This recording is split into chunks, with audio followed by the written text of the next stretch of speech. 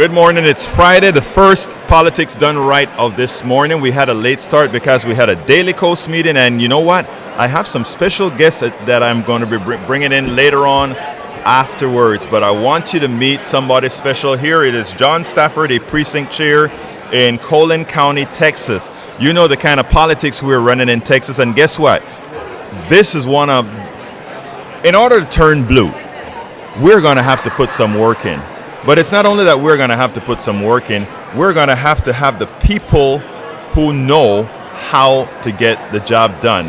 And here with us is the one and only John Stafford. How you doing? I thought you were going to print it on your stuff again because the thing went blank, and I wanted to say precinct chair and all of that. I couldn't see it. Well, and I turned it around to see it, and you don't have it on. You know, I enjoy coming down to meet you every year at Netroots Station and talking to you for your show. Now tell me, before you start, I want to know, how are things in your part of Texas? We know how difficult things are. Okay, Collin County has been historically Republican since the 1968 election. LBJ won with 80% of the vote. Richard Nixon won with 80% of the vote, and it's been solidly red ever since.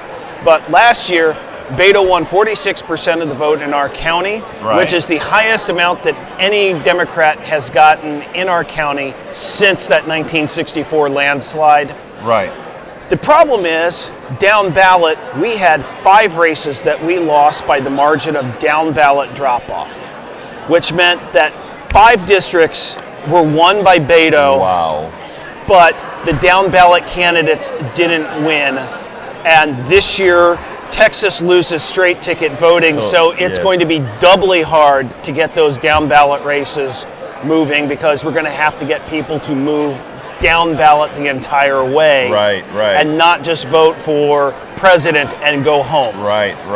That is, there's a magic to the madness, and now what that means is organizing is more essential than ever. So what are you guys doing in that regards? Well, we've already started our 2020 coordinated campaign. We are working on finding groups for doing outreach, for doing census. There's a whole bunch of things that need to be put together.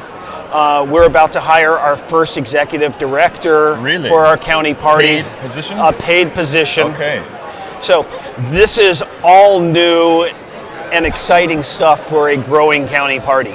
Well, I mean, I think that is important because, I mean, as a county that has never voted Democratic or hasn't voted Democratic since the 60s, if you guys do it, I mean, it may be one of the bellwether counties. Harris County used to be one of the bellwether counties in Texas, and we've turned completely blue over the last election cycle.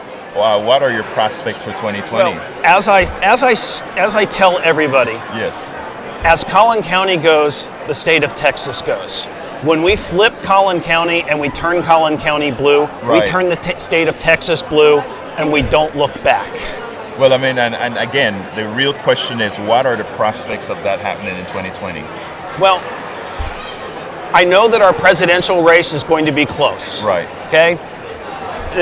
We have an even shot at who our presidential nominee winning the county.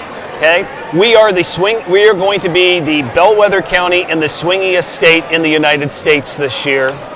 We are going to take back the House because we are going to win HD 66 and HD 67, because those are the seats. Let me back up. You mean you are going to take back the state House? Is what we're going to take back the state House? That's 9. We're 9 votes down. 9 votes down, and 2 of those House seats that Beto won are in Collin County. Okay. Sharon Hirsch is a great candidate in HD 66. She is going to beat Matt Shaheen this year.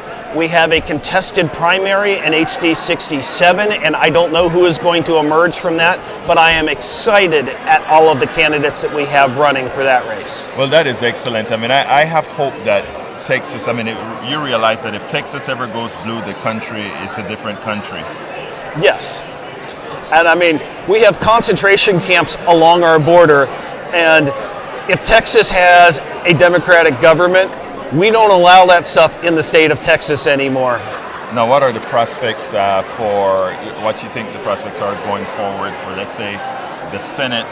We don't have Well, I don't want to say we don't have a good candidate. We don't have a well-known candidate running for Senate. Now, that's a statewide thing. What are your I guess that depends on your point of view, because we have MJ Hagar, who came within 3 points of in Texas 31 last year. Right. We have former Congressman and gubernatorial nominee Chris Bell running. Right. We have Seema Hernandez making another run. Right. And we have, I believe that Senator Royce West is going to announce on Monday.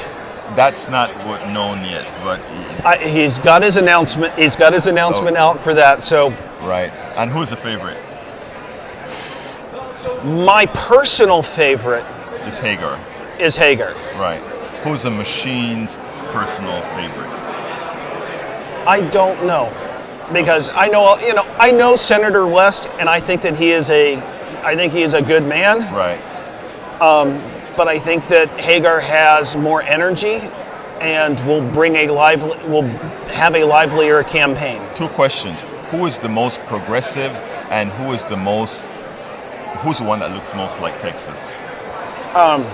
Well, if that was the case, Seema Hernandez is going to tell you that she's the most progressive, and as a Hispanic female, she certainly looks the most like the state of Texas. Right. I just don't know that Seema Hernandez can raise the kind of money that it's going to take to beat John Cornyn. I have no doubt that MJ Hagar is going to be able to raise the kind of money that it will take to beat John Cornyn. So that's where my personal take on the Senate race is. Well, John Stafford, it's a pleasure as always at these Netroots to speak to you. Keep doing what you're doing, because what you're doing is very important. Let's bring your county in. Thank you very much.